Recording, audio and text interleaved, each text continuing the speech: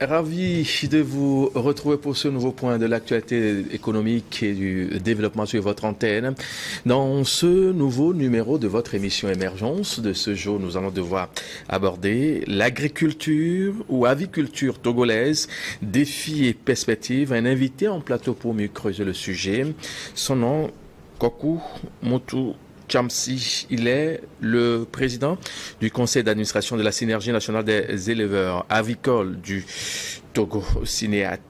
Kokou, bonjour et merci d'être là. Bonjour, cher ami, et merci pour votre invitation. Comment est-ce que vous allez?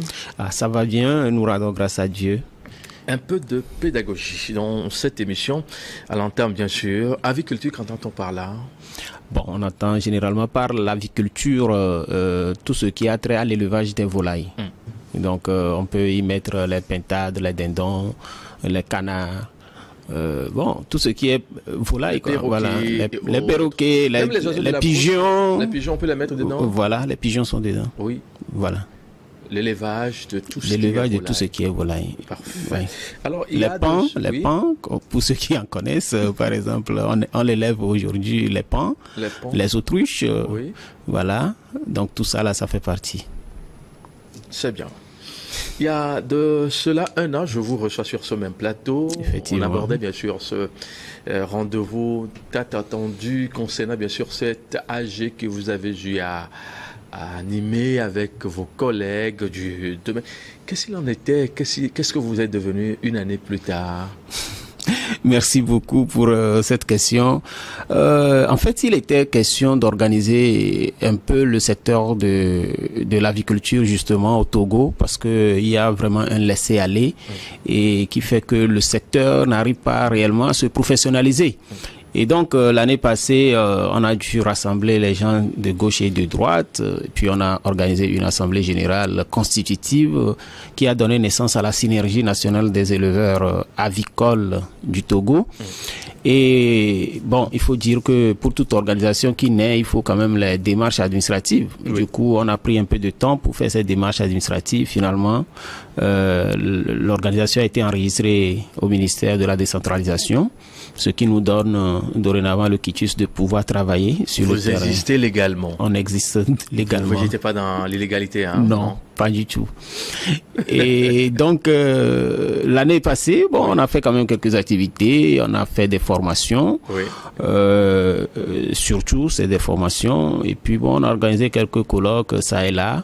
Mais le gros, Togo? Oui, bon, c'est entre nous aviculteurs pour pouvoir réfléchir et trouver des solutions à nos problèmes. Et nous avons fait une AG également, la première assemblée générale ordinaire annuelle, c'était le 13, le samedi 13 passé, 13 janvier.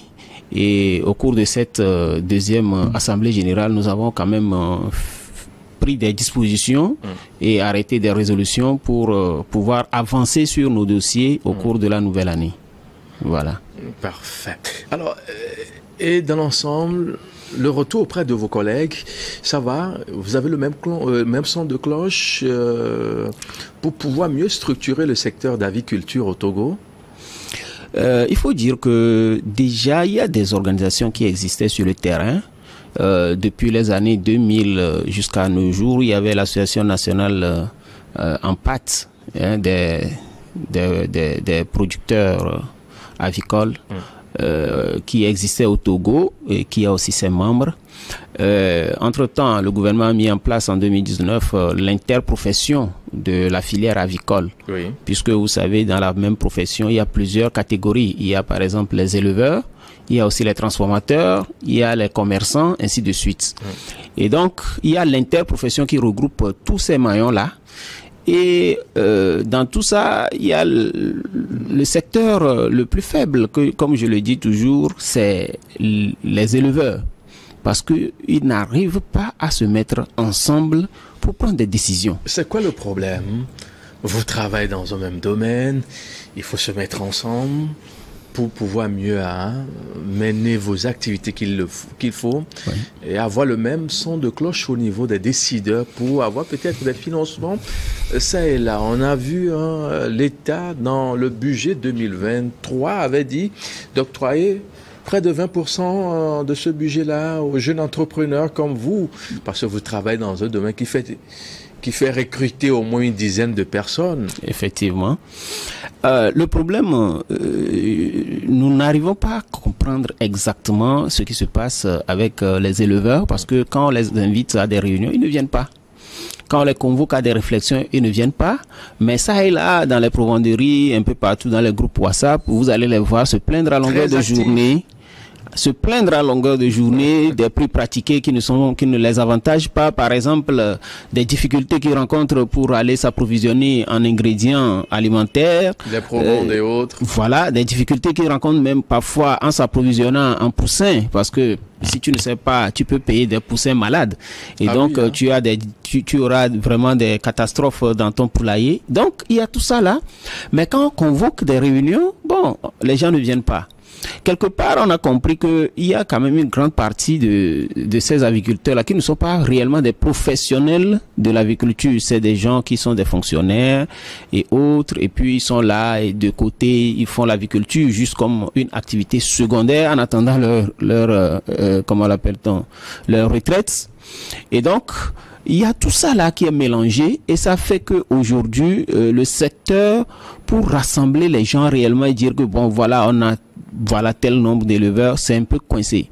Mais nous avons quand même mis en place une stratégie cette fois-ci pour pouvoir les atteindre jusqu'au dernier des éleveurs.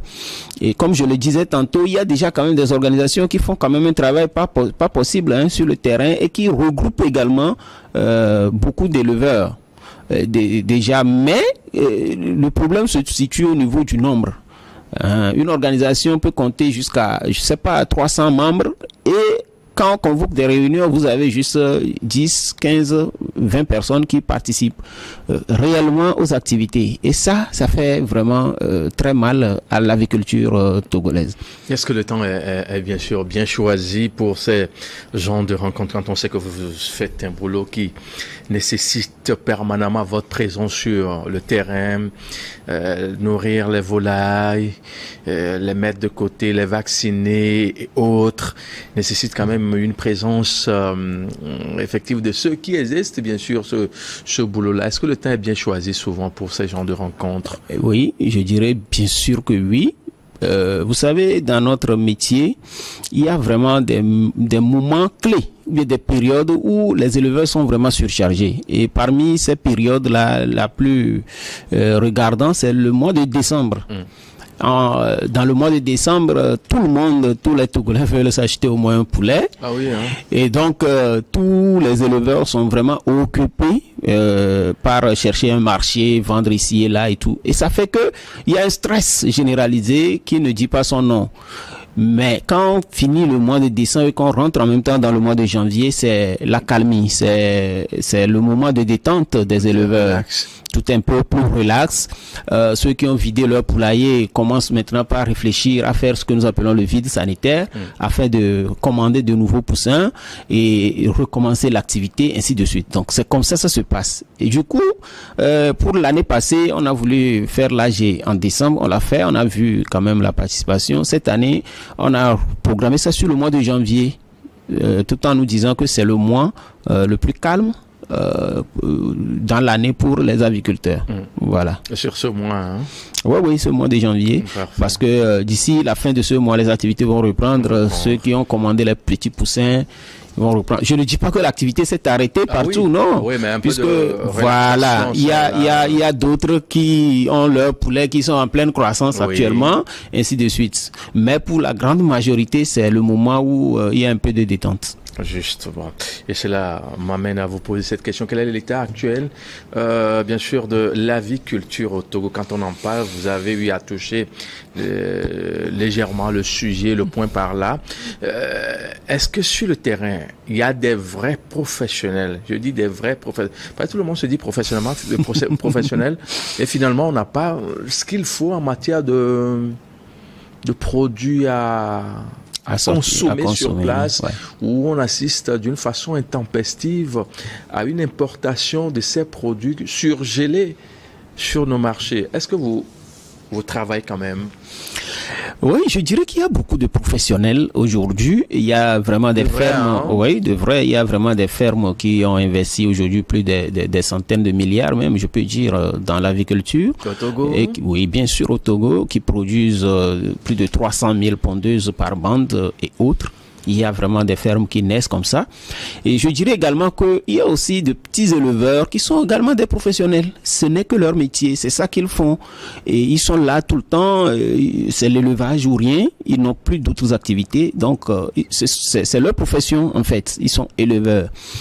Et à côté, comme je l'avais déjà effleuré, il y a ceux-là qui viennent exercer le métier comme étant un métier secondaire, c'est-à-dire c'est des fonctionnaires, c'est des travailleurs ici et là, voilà, qui ont été, je dirais, piqués par cette fièvre qui, quand ça te pique, ça ne te lâche pas vite, et donc qui ont cette passion de l'aviculture et qui font ça. Il y a des gens à Lomé ici qui font l'aviculture dans leur maison, hein.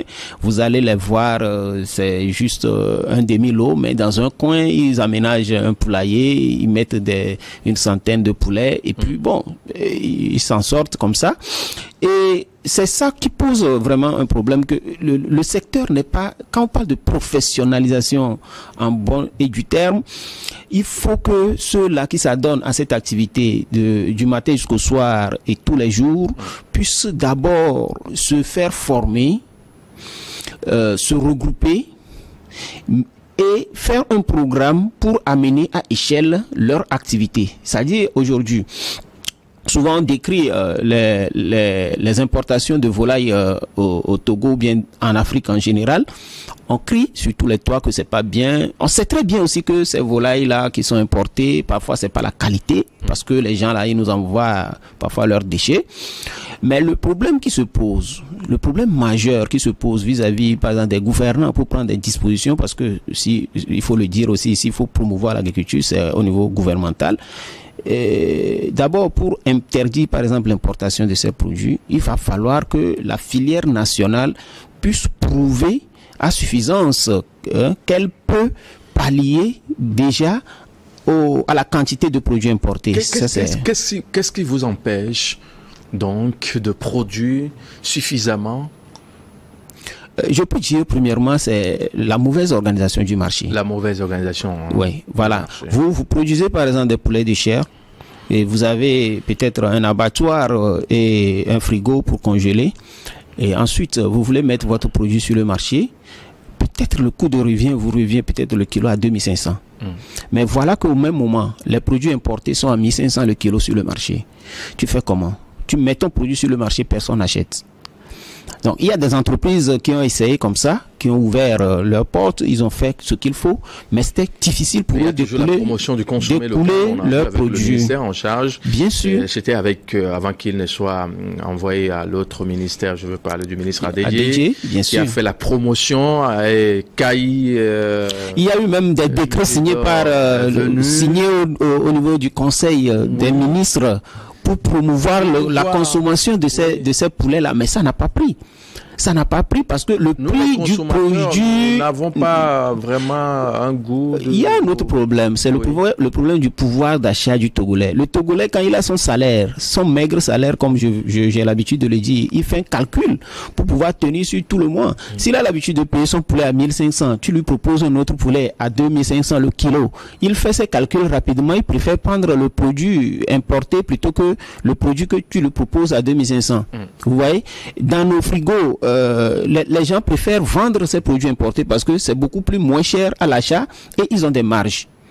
Et ce sont les défis que nous devons relever au niveau de notre aviculture, au niveau de notre production, et ainsi proposer quelque chose, une alternative au gouvernement. Parce que quand le gouvernement laisse entrer, par exemple, les produits là au pays, il y a la taxe douanière, il y a la TVA, il y a d'autres taxes qui sont prélevées, qui rentrent dans les caisses de l'État. Maintenant, nous, aviculteurs, on demande à l'État, par exemple, d'interdire l'importation par des moyens vraiment bien définis, pas comme ça, parce qu'aujourd'hui on est dans l'OMC et il y a aussi la ZLECAF qui est là, et donc il va falloir faire très attention pour ne pas... Voilà, mais il y a le protectionnisme qui est toujours là. Voilà. Mais pour pouvoir inciter le gouvernement, par exemple, à faire pareil, à protéger la production nationale, il va falloir qu'on leur prouve d'abord le nombre de têtes qu'on est capable de sortir par an et qu'on fasse cette comparaison pour savoir si ça suffit pour nourrir toute la population togolaise. Ça, c'est un. De deux, on doit être capable de démontrer par A plus B que nous allons contribuer par le paiement des impôts et des autres taxes, que nous pouvons combler le vide que va laisser l'importation des produits que le gouvernement va interdire. Et tant qu'on n'aura pas cette facilité, ou bien cette façon de faire, tant qu'on n'aura pas les techniques nécessaires, tant qu'on n'aura pas atteint ce niveau, nous serons toujours au niveau de l'amusement, comme je le dis souvent.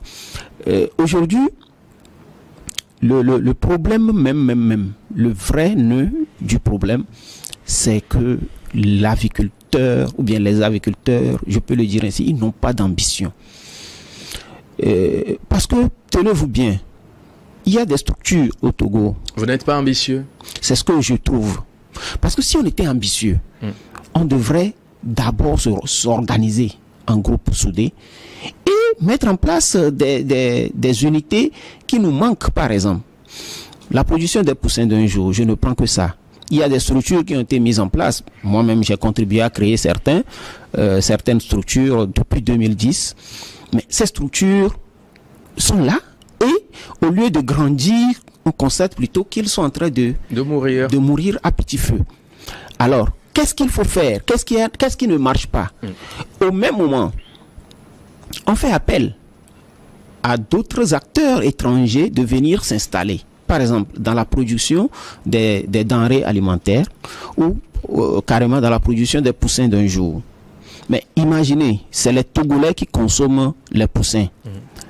Si, je ne sais pas, 1000 Togolais, 1000 éleveurs togolais sont dans une organisation et décident dorénavant de mettre sur pied un pouvoir capable de leur fournir en poussins, ils mettent juste peut-être 100 000, 100 000 en place, ils ont suffisamment d'argent pour créer cette unité de production.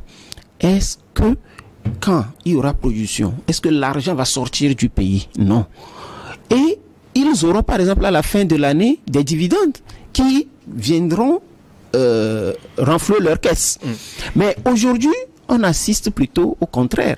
La majeure partie des poussins consommés au Togo vient du Nigeria. Ah oui. Je peux dire même plus de 90%. Oui. Et je peux dire aujourd'hui 5 à 7% vient de l'Europe et 2% seulement vient de la production nationale. J'ai un frère qui travaille dans ce domaine-là. Il est dans la formation et autres. Il dit, parce que dans la discussion, je lui ai dit, je vais recevoir quelqu'un qui s'y connaît très très bien dans le domaine, ici au Togo. Ouais. J'ai dit, Tchamsi, ça te dit quelque chose, grand frère? Il m'a dit non, parce que lui, il est dans la production et consort de poussins et ils sont basés au Nigeria. C'est un petit-fils à Gaï comme moi, il s'appelle Théodore. Il fait bien ce job-là. Il m'a dit non, qu'il ne maîtrise pas, mais que ce que je dois savoir, qu'au moins 50% des poussins que nous essayons d'avoir comme poulet de chair pondeuse, ça vient bien sûr du Nigeria. Oui, je dirais que avant 2017-2018, la grande partie des poussins que nous consommons ici venaient du Ghana et de l'Europe, et de l'Europe surtout. Mais à partir de 2018, il y a eu la filière, ou bien la voie du Nigeria, avec des acteurs pas les moindres qui se sont installés au Nigeria et qui produisent des millions et des millions de poussins chaque semaine. C'est ce qui m'expliquait. Voilà. Il me dit, ils ont un centre à Porto Novo au Bénin, Songhai ou bien Songhai. Centre Songhai. Et puis il y a un autre dans le Nigeria. Ouais. Et que sur le voisin à côté, que c'est de là, ça vient. Ça vient. Voilà. Je dis, ah bon? Et donc, il y a des jeunes qui se sont spécialisés dans l'import. Je disais que vous produisez en nombre. Parce qu'il y a aussi un centre à l'université de Lomé qui fait bien le job. CERSA aussi. Oui, le CERSA, la capacité de production du CERSA n'est pas encore, à la hauteur de la demande au Togo. Oui, il y a d'autres services. Par exemple, il y a la société Le Poussin, dont j'ai parlé tout à l'heure, qui a été créée depuis 2010, qui est également dans le secteur, qui produit le poussin d'un jour. Mais bon, on dirait que les gens préfèrent ce qui vient d'ailleurs. Et donc aujourd'hui, c'est des centaines de jeunes qui se sont spécialisés dans l'importation depuis le Nigeria. Et chaque vendredi, ils font des livraisons à Lomé. Donc il va falloir quand même trouver une alternative à ce besoin sur le plan local. Et qu'est-ce que j'apprends? Que c'est des sociétés étrangères qui vont venir s'installer et produire ces poussins. Alors qu'il y a des acteurs, oui, alors qu'il y a des acteurs au Togo qui pouvaient le faire. Vous êtes bon, professionnellement bon pour faire le job sur place? Bien sûr que oui. Aujourd'hui, aller vers l'État. Je veux parler bien sûr du ministère en charge de l'agriculture, de Monsieur Gbegbeni. Bien sûr. Allez le voir. Mais, Monsieur le ministre, nous avons la capacité. Financez-nous. C'est ce que je suis en train de dire déjà. Avant d'aller vers ce ministre, avant de discuter de ceci avec lui, il va falloir lui prouver par A plus B qu'il y a des gens qui sont prêts à acheter les produits que vous allez sortir. On est prêt. Et c'est là où se trouve le problème. Parce que, je te parle. Non, c'est pas aussi facile que ça. Je parlais tantôt de la société Le Poussin, qui s'est mise dans la production des poussins de jour depuis 2010. Mais cette société, pourquoi elle ne grandit pas? Parce qu'il arrive des moments où ils produisent des poussins que personne ne prend.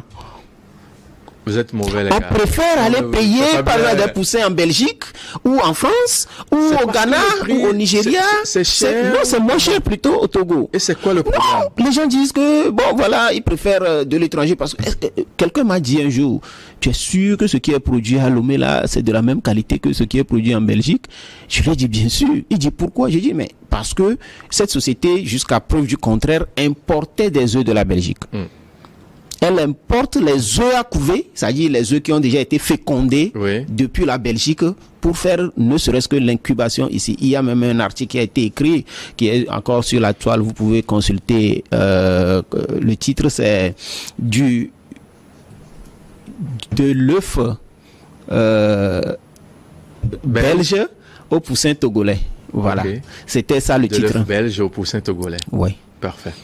On va essayer de... Et donc, mais tout ça là, on a communiqué, on a dit, mais les gens, vraiment, on dirait qu'on a quelque chose quand même qu'on a hérité de la colonisation, qui est de magnifier tout ce qui vient de l'Occident, tout ce qui vient de l'Europe, ou bien tout ce qui vient simplement d'ailleurs, et de ne pas aimer ce que nous-mêmes nous produisons.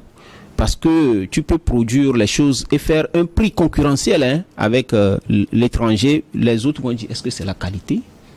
Bien sûr que c'est bon. Est-ce que ça peut donner le résultat? Et ils ne viendront pas. Et donc, il y a ce manque de solidarité qu'il faut aussi dénoncer. C'est de la même façon que les dépôts de poissons et autres qui sont dans les quartiers, ceux qui vendent la viande de volaille, tout ça là, c'est de la même façon, ils préfèrent aller acheter ce qui est importé à ce qui est produit localement. Entre-temps même, il y avait eu un communiqué du gouvernement qui a demandé à ce que si vous prenez ce qui est importé 50%, vous devez prendre ce qui est produit sur place 50%. Mais ça n'a jamais été respecté. Les gens trouvent toujours des astuces pour passer dans les mailles du filet pour ne pas faire ce qu'il faut. Et ça fait que la production nationale souffre. Maintenant, ce qui peut nous sauver, c'est le regroupement, la synergie, se mettre ensemble et parler d'une seule voix. Vous voyez par exemple, quand on augmente le prix du carburant, qu'est-ce que les conducteurs de taxi font? Ils se regroupent et ils augmentent le prix du transport. Ils définissent avec le gouvernement, parce qu'ils ont une organisation qui est reconnue, ils définissent avec le gouvernement les prix à pratiquer sur chaque tronçon. Donc Lomé, Palimé, ainsi de suite. Et quand le gouvernement communique ce prix, tout le monde se couche. Mais nous, il n'y a pas une organisation comme ça qui peut discuter avec le gouvernement. C'est vrai, il y a l'interprofession, mais quand on parle d'interprofession, il y a les autres maillons, il y a les importateurs aussi qui sont là-bas. Et je me réjouis beaucoup parce que à notre AG, l'interprofession était représentée et on s'est vraiment compris sur beaucoup de sujets. Je leur tire chapeau. Je vois que les choses ont commencé par bouger. Au niveau même du ministère de l'Agriculture aussi, les choses ont commencé par bouger. Je dirais même que l'année passée, il y a eu quand même des appels à projets pour financer le secteur avicole qui a reçu une mention spéciale au cours de cet appel à projets. Et ce que je voudrais aujourd'hui, c'est de dire que si nous-mêmes, éleveurs, nous ne nous organisons pas pour défendre nos droits, nos intérêts, il n'y a personne qui le fera à notre place. Et le gouvernement ne pourra pas prendre les décisions audacieuses parce que le gouvernement n'a pas devant lui les données nécessaires pour pouvoir prendre ces dispositions-là sans trop créer d'autres problèmes derrière. C'est bien. Alors, les difficultés, vous avez eu à toucher certains points, ça et là. La mauvaise organisation aussi, bien sûr, de votre synergie, enfin, de votre secteur. Voilà. Et la synergie, bien sûr, nationale des éleveurs avicoles du Togo a du boulot, hein. Vous avez du boulot. On a vraiment du boulot. Pour de cette nouvelle année 2024, de sensibiliser les gens pour accorder ensemble le violon et voir comment profiter maintenant des différentes sources de financement mises en place par l'État pour pouvoir faire éclore, bien sûr, ce secteur d'aviculture au Togo. Des approches de solutions, les premières autorités essaient quand même de mettre ça et là quelques... Effectivement, comme je l'ai dit tout à l'heure, c'est le gouvernement même qui a mis en place en 2019 l'interprofession qui doit fédérer les activités du secteur au Togo et aider la filière à mieux se porter. Et donc, il faut aujourd'hui que les éleveurs, parce que dans l'interprofession, je l'ai déjà dit, il y a plusieurs maillons et ces différents maillons sont déjà organisés. Par exemple, l'association des importateurs est bien là. Ils sont bien représentés. Les transformateurs également, les commerçantes, n'en parlons pas, mais c'est le maillon éleveur qui est le maillon le plus faible. Et donc, c'est à ce maillon-là que nous nous adressons aujourd'hui. Nous voulons quand même faire quelque chose, une synergie d'action pour pouvoir porter haut la voix des éleveurs. Et sur ce plan, nous avons quand même un programme un peu ambitieux. Et nous demandons à tous les éleveurs qui nous suivent ou bien qui vont nous suivre de faire leur possible pour nous contacter parce que nous allons commencer déjà à partir de ce mois de janvier par mettre en place des regroupements régionaux, des coordinations régionales, ensuite préfectorales, communales. Donc chaque commune, nous voulons quand même avoir une base dans chaque commune, dans chaque région pour pouvoir connaître le nombre réel des éleveurs, savoir combien ils sont et les organiser depuis la base. Parce que si on veut regrouper tout le monde, par exemple, lors d'une seule AG à Lomé, ça ne va pas être facile. Ça va être compliqué. Mais si on a des représentants par commune, si on a des représentants par préfecture, si on a des représentants par région, et que ces représentants-là vont vers la base pour transmettre les informations, je crois que c'est la meilleure façon de s'organiser. Et donc, nous sommes donné ce premier trimestre pour atteindre cet objectif, qui est de mettre en place les coordinations régionales, préfectorales et puis communales. Et ensuite, nous avons également des commissions qu'on a déjà créées. Il y a 5 commissions qui vont être appelés à se pencher sur les différents problèmes que nous rencontrons. Par exemple, il y a la commission chargée la commission économique chargée des prix, par exemple des produits. Vous allez nous définir les prix. Bien sûr, parce que c'est là où se trouve même le plus gros des problèmes. Quand les denrées alimentaires, le prix des denrées alimentaires augmente, le prix des produits finis ne suit pas. Parfois, le prix des produits finis suit sur le marché, mais ça ne profite en aucun cas aux éleveurs. Un exemple.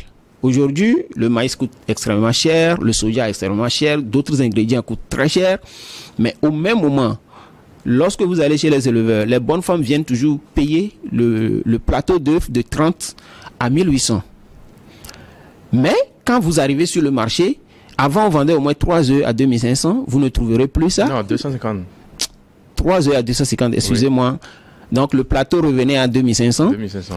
Le plateau de 1800 revenait auprès de la bonne dame à 2500. Mais aujourd'hui, ça n'existe plus. L'œuf est à 100 francs et le plateau revient à 3000. Le feu à 150, hein, Non, j'arrive. J'en arrive là. Ça, c'est auprès des... le feu auprès des comment... Des revendeuses. Des revendeuses. Oui. Oui, les revendeuses finales. Oui. Il y a certaines qui vendent à 150. Oui. Et puis aussi, dans les cafétérias, on vend un œuf quand on te cuit, tout ça là. Ça revient à 200, 250. Au lieu de 150 avant. 250, oui. Voilà. Et tout ça là, ça profite à d'autres, mais pas aux éleveurs. Et c'est à ça on veut s'attaquer. C'est nous très chers qui sommes bien sûr des consommateurs. Bien sûr, mais vous ne perdez rien. C'est l'éleveur qui perd. Quand on par exemple, on payait un œuf omelette, fait omelette comme ça, à 150 et ça passe à 250. Oui, ça tape votre poche, oui. Bien sûr. Mais nous, on sait que les coûts ont augmenté. Oui. Par exemple, les coûts de production, le coût de production a augmenté. Mais au même moment, l'éleveur vend au même prix qu'avant. Là, il faut travailler aussi avec les associations des consommateurs. Je veux parler bien sûr par exemple de la LCT ou bien et autres là pour quand même. C'est un peu plus compliqué. Ouais, mais... Avant de pouvoir discuter avec avec ces associations, il va falloir que nous-mêmes on s'organise et qu'on prenne conscience que notre organisation a un rôle à jouer dans ceci. Donc tant qu'on n'est pas, on n'est toujours pas. Imaginez, moi la bonne femme vient chez moi, elle dit je veux prendre ton œuf à 1800. Je dis non, je ne peux pas te vendre, c'est à 2000 dernier prix. Elle dit non, bon, si tu refuses, Kofi va me vendre. Et elle part, elle va chez Kofi, elle prend à 1800. Mais s'il y a un communiqué qui plafonne le prix à 2000 par exemple, alors Kofi est obligé de lui dire madame, c'est à 2000. Et là, on est plus en synergie et on travaille et on a un prix plancher, vous voyez un peu. Et puis il y a aussi parfois des marchés extérieurs qui viennent envahir. Par exemple, on amène des œufs du Bénin pour venir envahir le marché, ou bien un gros producteur a déclenché, et puis bon, voilà, quelqu'un qui a 300 000 pondeuses qui déclenche, il a des centaines ou bien des milliers de plateaux écoulés, donc il arrive sur le marché sans consulter le prix qui est pratiqué, il commence par casser le prix, il dit 1500 pour pouvoir évacuer sa marchandise. Oui. Et là, ça crée aussi des problèmes. Donc, si on a une organisation, on peut interpeller ceux-là pour leur dire non, le prix c'est tel, vous n'avez pas le droit de descendre en bas, sinon vous avez des amendes, des trucs comme ça. Et là, le marché sera stabilisé. Tant qu'on ne le fera pas, on aura des problèmes. Donc, il y a une autre commission qui, elle autre, va parler plutôt des prestataires. Je disais tantôt que les gens importent des poulets depuis le Nigeria. Il y en a qui, arrivés là-bas, ils prennent des poussins qui sont faibles, qui n'ont pas tellement de vivacité, de vigueur. Et donc, on leur dit, bon, ça, c'est des produits qu'on veut jeter. Ils disent, non, nous, on peut prendre ça. On dit, combien? On leur donne un prix dérisoire. Ils reviennent et ils vendent ces produits-là au même prix. Alors, toi, l'éleveur, tu achètes des poussins, tu rentres chez toi, tu te dis, bon, voilà, j'ai mes poussins, mais 2-3 jours après, tu as 100 morts, 200 morts, 500 morts, 1000 morts. Et ça, c'est des pertes économiques qu'il faut éviter. Donc, les prestataires aussi, nous avons une commission qui va travailler sur cet aspect-là et veiller à ce que les prestataires puissent faire un bon travail à leur niveau pour ne pas trop nous créer des problèmes. Donc, il y a d'autres commissions, par exemple la commission qui va se charger des catastrophes. Lorsqu'il y a des maladies qui ravagent des fermes, il y a des éleveurs qui ne savent pas à qui s'adresser ou comment faire. Est-ce que vous avez des assurances pour peut-être protéger cette... Pour le moment, si c'est des catastrophes comme la grippe aviaire, il y a des mécanismes auprès du ministère pour pouvoir prendre en charge ces cas. Oui. Mais il y a des éleveurs qui ne savent pas et donc ils perdent de l'argent sans savoir qu'il y a des recours. Maintenant, parlant de l'assurance, vous venez de soulever une très belle question.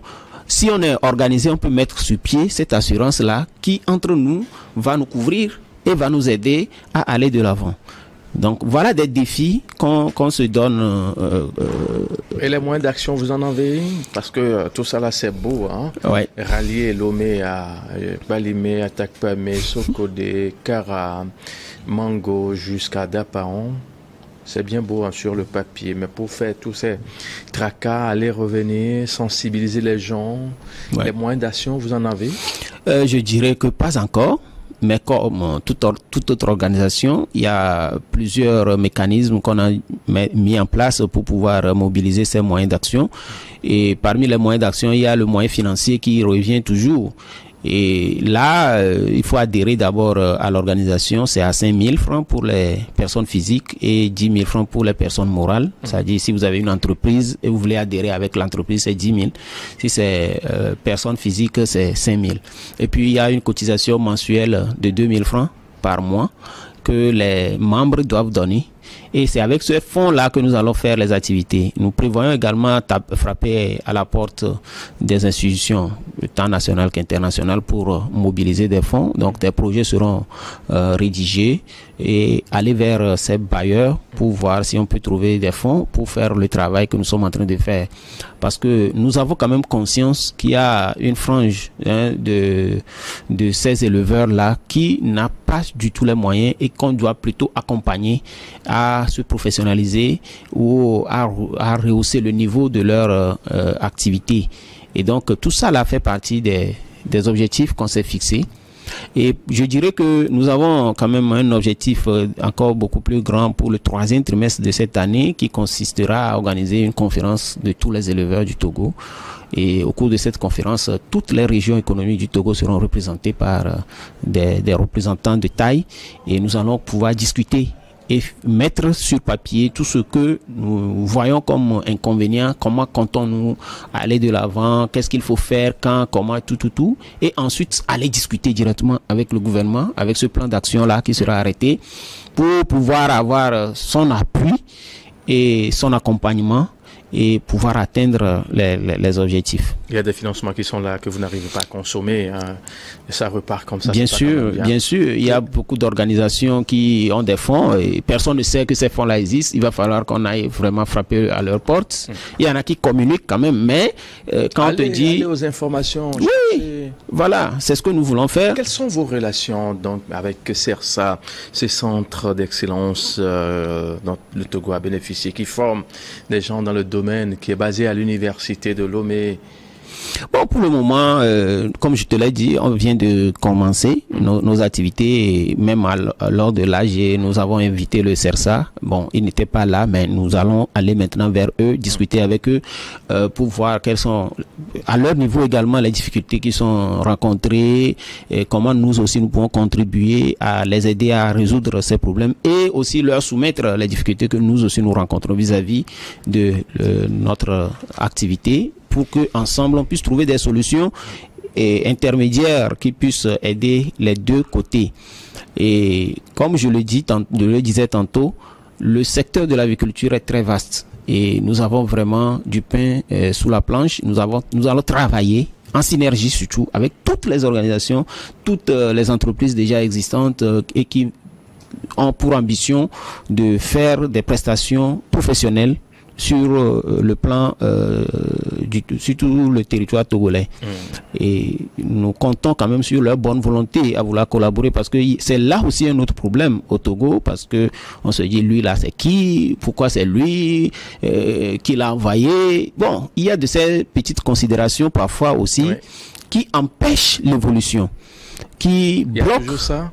Oui, il y a toujours ça. Ah bon? Oui, il y a Malgré toujours ça. Tout ce qui est fait au niveau des autorités. Je vous assure. De libérer la voie aux uns aux autres. Je vous assure.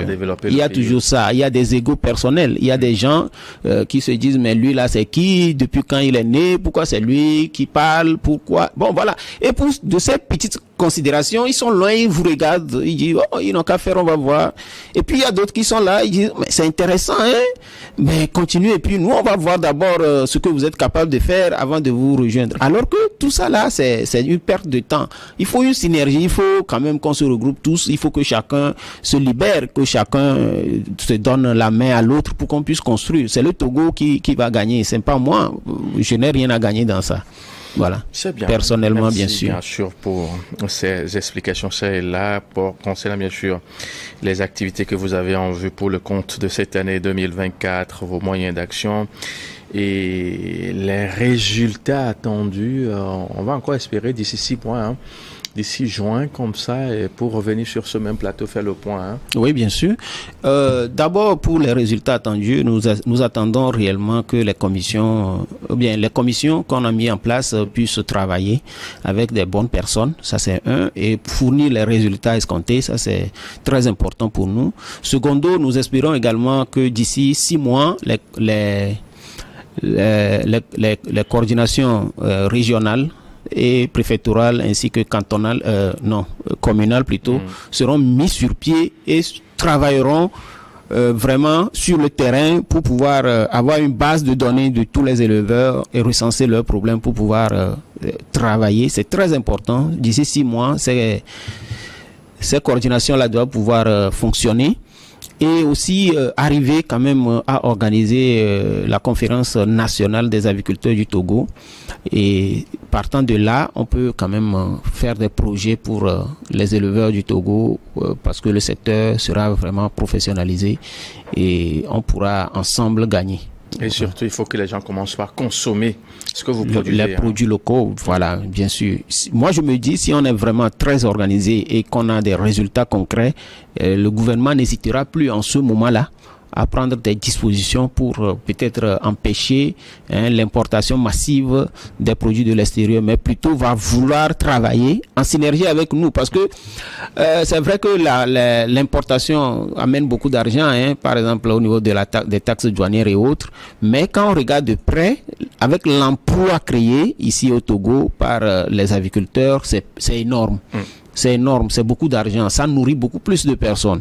Et ça aussi, c'est une façon de prendre des charges pour le gouvernement. Parce que quand vous payez, par exemple, un produit brésilien, sachez que simplement, vous financez la main-d'œuvre au Brésil.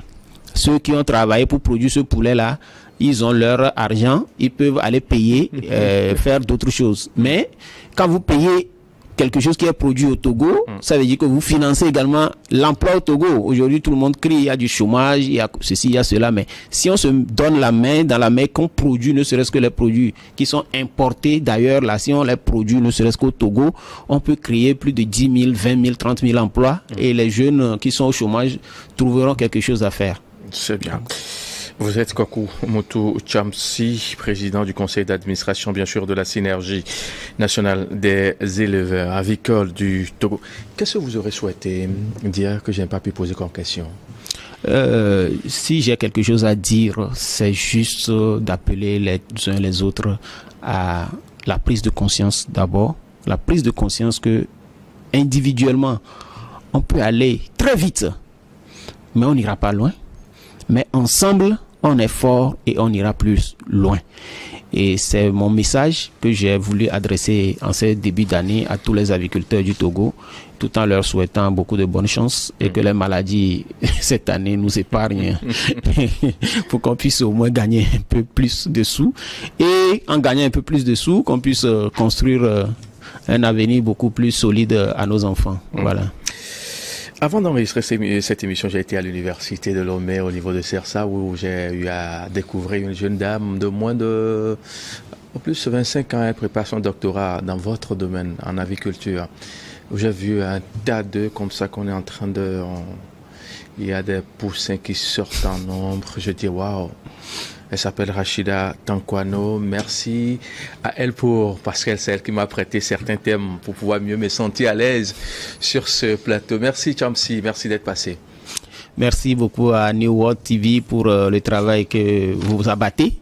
Et merci à vous également de m'avoir invité. Merci. Un peu partout. Et à Naki Est, nous sommes bien sûr dans les savanes. Vous avez été très nombreux à nous suivre. Très bonne suite de nos programmes à vous tous et à très vite.